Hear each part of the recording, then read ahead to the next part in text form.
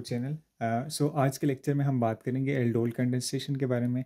और aldol condensation organic chemistry का one of the most important reaction consider किया जाता है और इसका मैकेनिज्म मोस्ट इंपॉर्टेंट होता है। अब एल्डोल कंडेंसेशन पढ़ने से पहले आपने दो चीज़ों का ध्यान रखना है। फर्स्ट ऑफ ऑल, और ये मेन चीज़ें होती है जो थंब होते हैं जो एल्डोल कंडेंसेशन की जब हम बात करते हैं, फर्स्ट ऑफ ऑल ये किस रिएक्शन कैटेगरी के अंदर फॉल करते हैं, that is called base catalysed nucleophilic addition reactions. मैं सबसे पहले इसके ऊपर होगा कि बेस कैटेलाइज किस तरह से होती है, न्यूक्लियोफिलिक एडिशन रिएक्शंस की हम बात करेंगे। सेकेंड जो चीज़ होती है वो होती है कि अब ये कौन कौन से जो ग्रुप्स होते हैं ऑर्गेनिक ग्रुप्स ये रिएक्शन दे सकते हैं। तो उसके लिए हम कहते हैं कि एल्डिहाइड्स या फिर कीटोन्स जिनके अंदर अल्फा हाइड्रोजन होता है वो ये रिएक्शन दे सकते हैं। तो ये आपके पास पूरी की पूरी डोमेन आ जाती है एल्डोल कंडेंसेशन की। सबसे पहले अगर हम बात करते हैं बेस कैटेलाइज, तो ये आपके पास होते हैं कार्बोनाइल ग्रुप। इसमें एल्डिहाइड्स भी हो सकते हैं और इसमें कीटोन्स भी हो सकते हैं। कार्बन के ऊपर जो चार्ज होते हैं वो पार्शियल पॉजिटिव होते हैं और ऑक्सीजन के ऊपर चार्ज पार्शियल नेगेटिव होते हैं। अभी जो बेस कैटेलाइज रिएक्शन होते हैं ना, क्योंकि अटैक जो होते हैं ना वो बेस करती है कार्बन के ऊपर, तो जो बेस कैटेलाइज रिएक्शन होते हैं वो क्या करते हैं, उस जो न्यूक्लियोफाइल का न्यूक्लियोफिलिक कैरेक्टर होता है ना वो बढ़ा देते हैं और न्यूक्लियोफाइल का इसके ऊपर अटैक करना क्या हो जाता है, क्वाइट ईजी हो जाता है। इसी वजह से ऐसे रिएक्शंस को हम कहते हैं कि वो बेस कैटेलाइज न्यूक्लियोफिलिक, मतलब बेस उनको कैटेलाइज करते हैं फिर उसके बाद वो अटैक करते हैं। फॉर एग्जांपल मैं आपको साथ एग्जांपल भी दे देता हूँ। जैसे OH नेगेटिव एक बेस है और यहाँ पे हम कोई भी एल्डिहाइड ग्रुप ले लेते हैं। लेट्स सपोज हम ले लेते हैं इसमें एस्टेल्डिहाइड, ये है CH3 C double bond O और H। अब ये बेस क्या करते हैं, यहाँ से इसके ऊपर अटैक करते हैं हाइड्रोजन के ऊपर, क्योंकि अल्फा हाइड्रोजन स्लाइटली एसिडिक होते हैं और यहाँ से ये हाइड्रोजन रिमूव हो जाते हैं और ये बेसिकली बन जाते हैं H2O प्लस CH2। अब इसके ऊपर चार्ज आ जाता है नेगेटिव और C डबल बॉन्ड O और H। अब ये जो ग्रुप होता है ना ये एक्ट करता है एज अ बेस और ये इसके ऊपर क्या करते हैं, कार्बोनाइल ग्रुप के ऊपर अटैक करते हैं। तो हुआ क्या, ये बेस ने इस रिएक्शन को क्या किया, कैटेलाइज किया और ये न्यूक्लियोफाइल अब ये एक्ट कर रहा है एज अ न्यूक्लियोफाइल। अब ये नॉर्मली तो ये एस्टेल्डिहाइड इसके ऊपर अटैक नहीं कर सकता था, लेकिन जब बेस ने उसको कैटेलाइज किया अब इसका इस कार्बोनाइल ग्रुप के ऊपर अटैक करना क्या हो गया, क्वाइट ईजी हो गया। तो हम इसको कहते हैं कि it's a base catalyse nucleophilic addition reactions. अब एडिशन की हम क्यों बात करते हैं, जब भी डबल बॉन्ड होता है ना उसके क्रॉस जो भी रिएक्शन होता है उसको हम कहते हैं एडिशन रिएक्शंस होते हैं, ठीक है। तो यहाँ पे भी आपके पास कार्बन ऑक्सीजन डबल बॉन्ड है, सो इसके क्रॉस जो एडिशन होगी, जो रिएक्शन होगा उसको हम बोलेंगे ये एडिशन रिएक्शंस होते हैं, ठीक है। अब ये चीज़ आपने याद रखनी है। सेकंड जो इसमें मोस्ट इंपॉर्टेंट चीज़ होती है वो होते हैं सिर्फ वो वाले एल्डिहाइड्स और कीटोन्स की रिएक्शन देते हैं जिनके अंदर अल्फा हाइड्रोजन होते हैं। अब अल्फा हाइड्रोजन होता है क्या, इसका पूरा कंसेप्ट क्या, और ये MCQs पॉइंट ऑफ व्यू से भी मोस्ट इंपॉर्टेंट है। आपसे पूछते हैं कि कौन से एल्डिहाइड दे सकते हैं, कौन से कीटोन्स दे सकते हैं। अब देखिए ये आपके पास एक कंपोनेंट है, इसको हम कहते हैं ये फॉर्मल्डिहाइड होता है। अब क्या फॉर्मल्डिहाइड की रिएक्शन दे सकेगा, तो सबसे पहले हमने देखना है इसकी डेफिनेशन के अंदर क्या है।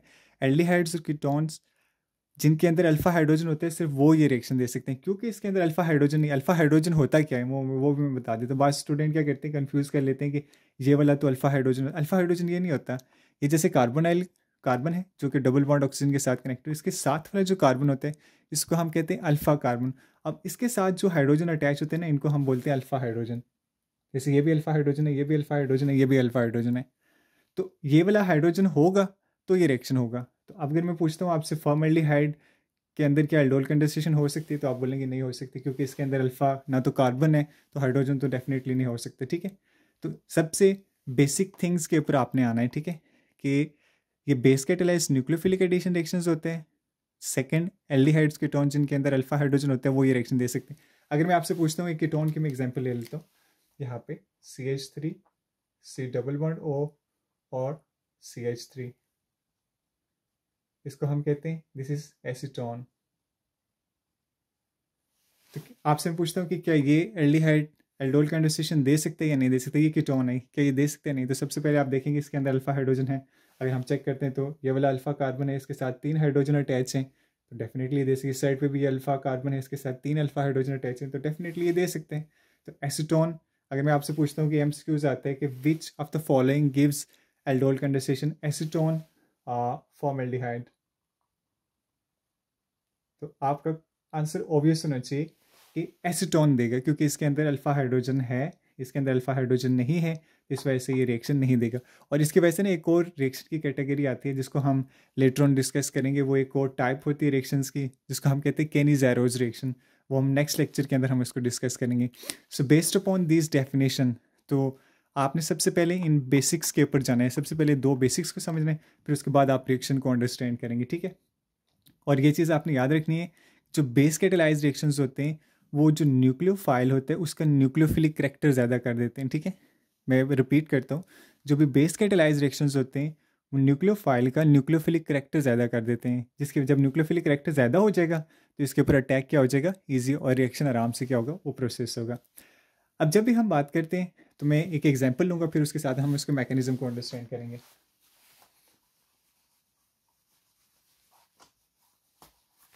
अब मैं एग्जाम्पल ले रहा हूँ, एक मैं एस्टेल्डिहाइड,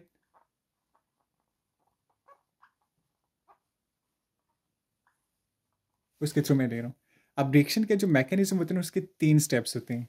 सबसे पहला आपके पास होते हैं जनरेशन ऑफ न्यूक्लियोफाइल। सबसे पहले न्यूक्लियोफाइल जनरेट होते हैं। सेकंड होता है अटैक ऑफ न्यूक्लियोफाइल।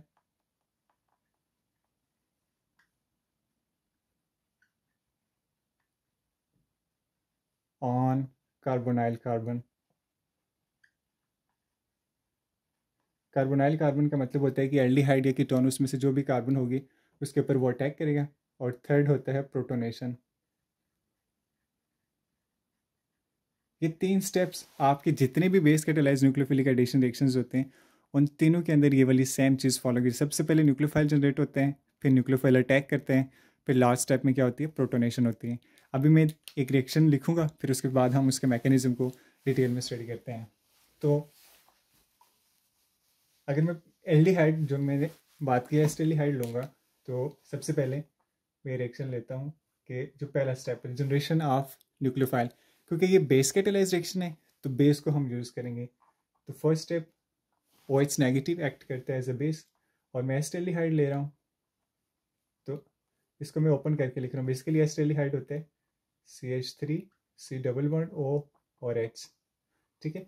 और ये जो CH3 था ना, इसको मैंने H और H इस तरह से लिख दिया है। अब ये C डबल बॉन्ड O और साथ में H।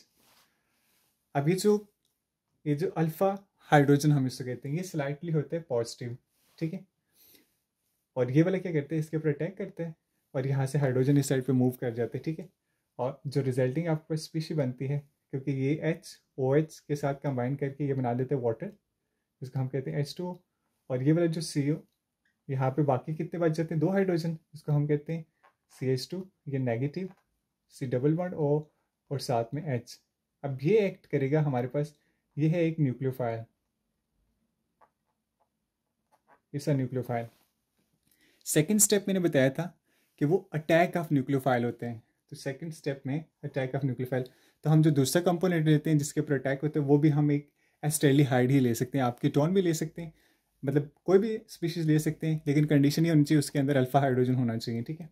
तो सेकेंड में लेता हूँ, इसको मैं इस तरह से लिख लेता हूँ HC डबल बॉन्ड O और CH2, और इसके ऊपर चार्ज नेगेटिव, या मैंने इसी को इसी तरह से लिख दिया, सिर्फ इसका H मैंने इस साइड पे कर दिया है। और सेकेंडली हमारे पास जो स्पीशी आती है, इसको मैं ये लिख देता हूँ CH3 H double bond O, और ये पार्शियल पॉजिटिव और ये पार्शियल नेगेटिव। ये एस्टेल्डिहाइड ही है, सिर्फ मैंने इस वजह से लिख दिया ताकि इसके ऊपर अटैक में आराम से यहाँ पे इजीली करवा सकूँ। तो ये पार्शियल नेगेटिव, ये जो नेगेटिव चार्ज इसके ऊपर अटैक करते हैं पार्शियल पॉजिटिव चार्ज के ऊपर, तो जब ये इसके ऊपर अटैक करते हैं तो ये वाला बॉन्ड आगे शिफ्ट हो जाता है, ऑक्सीजन के ऊपर चार्ज क्या आ जाते हैं, कंप्लीटली नेगेटिव आ जाते हैं, और ये वाला जो कंपोनेंट होते हैं इसके साथ अटैच हो जाते हैं। तो उसके रिजल्ट में आपके पास कुछ इस तरह की स्ट्रक्चर बनती है, HC डबल बॉन्ड O, और यहाँ पे आपके पास आ जाते हैं CH2 डॉट C, यहाँ पे आ जाते हैं CH3, साथ में H और O नेगेटिव आ जाते हैं, ठीक है। अब जो लास्ट स्टेप होता है ना, उस स्टेप के अंदर क्या होता है कि ये जो O नेगेटिव होते हैं उसको मैंने बोला था कि प्रोटोनेशन होती है, ठीक है।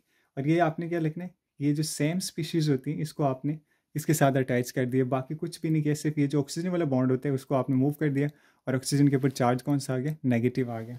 और जो थर्ड स्टेप होता है, जैसे मैंने बोला था वो प्रोटोनेशन होती है। तो प्रोटोनेशन बेसिकली होता है क्या कि ये जो H2O होता है इसमें से एक H पॉजिटिव होता है, OH नेगेटिव। मैं पूरा रिएक्शन लिखता हूँ, तो ये बेसिकली इसी कंपोनेंट को मैं अगेन लिखता हूँ, H C double bond O CH2, ये वाला जो CH2 है, और C CH3 H, और ये O नेगेटिव। अब ये जो O नेगेटिव होता है ना, H2O है, तो अगर मैं H2O को यूँ लिखता हूँ HOH के हिसाब से, ठीक है, तो ये पार्शियल पॉजिटिव होता है और ये पार्शियल नेगेटिव।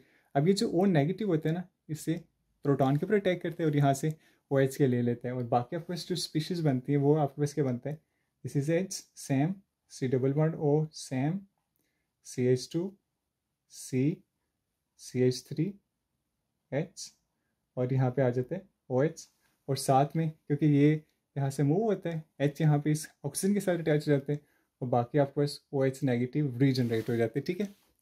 अब ये जो कंपोनेंट आपके पास बना है ना, तो अगर आप इसको गौर से देखें तो इसके अंदर दो फंक्शनल ग्रुप्स होते हैं। एक इसमें जो फंक्शनल ग्रुप होता है इसको हम कहते हैं ये कार्बोनाइल फंक्शनल ग्रुप होता है, और ये जो OH होता है ये हाइड्रोक्सिल फंक्शनल ग्रुप होता है। तो ये कौन सा हो गया, कार्बोनाइल, और ये हो गया हाइड्रोक्सिल।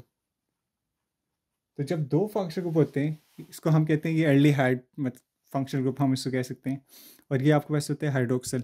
तो जब दोनों फंक्शनल ग्रुप्स को कंबाइन करते हैं कार्बोनाइल और हाइड्रोक्सिल, तो जो आपके पास वो जो स्ट्रक्चर बन जाती है, जैसे कि एल्डिहाइड अगर हम लेते हैं तो एल्डिहाइड और हाइड्रोक्सिल, तो ये पूरा बन जाता है एल्डोल। तो इसका जो फर्स्ट पार्ट होता है ये इंडिकेट करते हैं एल्डिहाइड को, और जिसका सेकेंड पार्ट इंडिकेट करते हैं जिसमें हाइड्रोक्सिल ग्रुप भी होते हैं, इसी वजह से हम इसको कहते हैं एल्डोल। अब हम बात करेंगे कंडेंसेशन कहाँ से आ जाते हैं। तो कंडेंसेशन के लिए मैं इसी ये जो कंपोनेंट हमने लास्ट में बनाया इसको मैं अगेन लिखता हूँ ऊपर, फिर हम इसको कंडेंसेशन देखते हैं।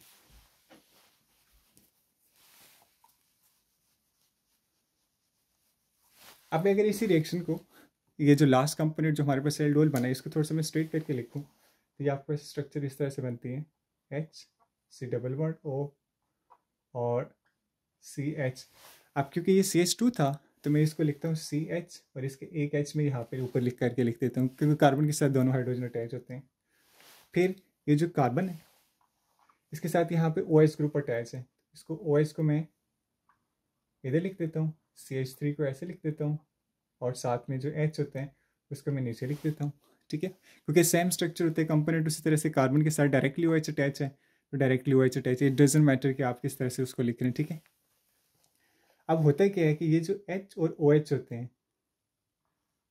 ये यहाँ से कंडेंस हो जाते हैं, आप इस पर कंबाइन करते हैं तो उसके रिजल्ट में आपके पास क्या बन जाते हैं, H2O बन जाते हैं।